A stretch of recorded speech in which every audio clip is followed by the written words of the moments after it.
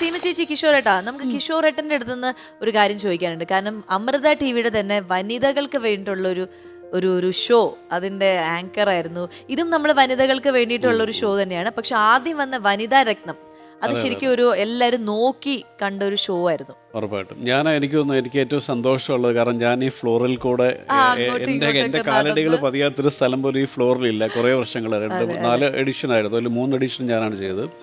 അത് ശരിക്കും എനിക്ക് തോന്നുന്നു ലോക ടെലിവിഷൻ ചരിത്രത്തിൽ ആദ്യമായിട്ട് വനിതകളല്ല, അത് നമ്മൾ ആദ്യത്തെ എഡിഷൻ എന്ന് പറഞ്ഞാൽ അമ്മമാർക്ക് വേണ്ടിയിട്ടാണ്. അത് അമ്മമാർക്കായിട്ടുള്ള ഒരു പ്രോഗ്രാം ഇല്ലാത്തതുകൊണ്ട്, പ്രത്യേകിച്ച് ഈ ചാനലൊരു അമ്മ ലീഡ് ചെയ്യുന്നൊരു ചാനലാണ്. അപ്പോൾ അതുകൊണ്ട് എനിക്ക് തോന്നുന്നു അമ്മയുടെ പ്രത്യേക നിർദ്ദേശപ്രകാരമായിരുന്നു അമ്മമാർക്ക് വേണ്ടിയിട്ടൊരു ഷോ എന്ന് പറഞ്ഞിട്ടൊരു ഷോ ഡിസൈൻ ചെയ്തിട്ട് വനിതാ രത്നം എന്ന് പറഞ്ഞ ഈ ഫ്ലോറിൽ ഒരുപാട് പ്രാവശ്യം ഇതുപോലെ ഈ മ്യൂസിക്കിൻ്റെ അകമ്പടിയോടെ വരാൻ ഭാഗ്യം കിട്ടിയ ഒരാളാണ് ഞാൻ.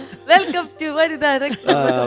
പിന്നീടാണ് നമ്മൾ കൂടുതൽ ഡിമാൻഡ് വന്നപ്പോഴത്തേക്ക് നമ്മളൊരു അതിൻ്റെ അടുത്ത എഡിഷൻ മുതൽ ഈ അമ്മമാർ എന്നുള്ളത് മാറ്റിയിട്ട് വിവാഹിതരായ സ്ത്രീകൾ എന്നൊരു ക്രൈറ്റീരിയ ഉണ്ട്. അപ്പോൾ നമ്മൾ അന്നും പറയും ഈ പറഞ്ഞ പോലെ ഒരു വിമൻ എംപവർമെൻറ്റ്, അല്ലെങ്കിൽ നമ്മളൊരു സ്വയം തിരിച്ചറിയാൻ പറ്റുക. എനിക്ക് നമുക്ക് വ്യക്തിപരമായിട്ട് ഒരുപാട് ആൾക്കാർ അറിയാം ആ ഷോയിലൂടെയൊക്കെ വന്നിട്ട്, അല്ലെങ്കിൽ ഈ പറയുന്ന പോലെ നമ്മളിൽ ഇങ്ങനൊരു ടാലൻ്റ് ഉണ്ട് എന്ന് തിരിച്ചറിഞ്ഞ് കൊണ്ടുവരാൻ ഒരുപാട് ആളുകൾക്ക് വരാൻ പറ്റിയൊരു പ്ലാറ്റ്ഫോമായിരുന്നു വനിതാ രത്നം. ചേച്ചിയുടെ നോർത്ത് ഇന്ത്യൻ ട്രിപ്പൊക്കെ എങ്ങനെ ഉണ്ടായിരുന്നു? അടിച്ചു വിളിച്ചോ? കാശ്മീർ യാത്രയൊക്കെ കഴിഞ്ഞ്? അതെ, കുഴപ്പമില്ല. കാശ്മീർ യാത്രയൊക്കെ പോയി മഞ്ഞിലൊക്കെ കുളിച്ച്.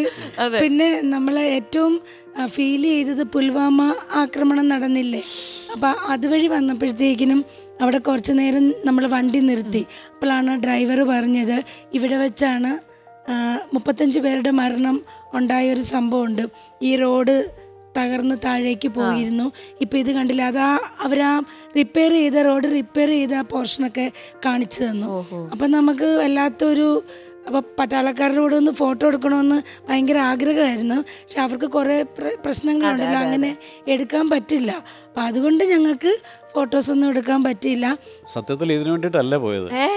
ഈ കാശ്മീരിൽ പോയി കളകഥയാണ്. കാശ്മീരിൽ പോയ യഥാർത്ഥ കഥ പ്രേക്ഷകരോട് ഞാൻ ആദ്യമായിട്ട് പറയാം. അതായത് പാകിസ്ഥാനിൽ നിന്നും ഒരു അനാഥ ബാലൻ ഇന്ത്യൻ സോയിലിൽ പെട്ടുപോയി. അപ്പോൾ അവനെ തിരിച്ചെത്തിക്കാൻ വേണ്ടിയിട്ട് ചാരിറ്റി പ്രവർത്തനം നടത്താൻ ആരും ഇല്ലാതിരുന്നതുകൊണ്ട് ആരൊക്കെയോ പറഞ്ഞിട്ട് ഫേസ്ബുക്ക് വഴിയൊക്കെ സീമാജിതായിരുന്ന ഒരാൾ കേരളത്തിലുണ്ട്, അപ്പോൾ അവരെ വിളിച്ചാൽ മോന് തിരിച്ച് പാകിസ്ഥാനിൽ എത്താന്ന് പറഞ്ഞിട്ട് അതായിരുന്നു മിഷൻ. ഇത് വെറുതെ എന്റെ കൂട്ടത്തിൽ നാട്ടുകാരെ പറ്റിക്കാൻ പറഞ്ഞത്.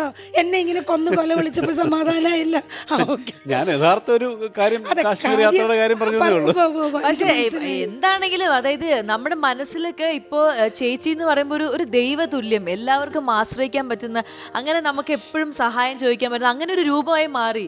അത് നമ്മൾ സമ്മതിച്ചിരിക്കുന്നു. അതുകൊണ്ടായിരിക്കും മദർ തെരേസ അവാർഡ് ചേച്ചിക്ക് ലഭിച്ചു. അത് വളരെ ഡിസേർവിംഗ് ആയിട്ടുള്ള ഒരു അവാർഡാണ്. സംബന്ധിച്ചിടത്തോളം നല്ല മനസ്സുള്ള ആൾക്ക് പറ്റത്തുള്ളൂ.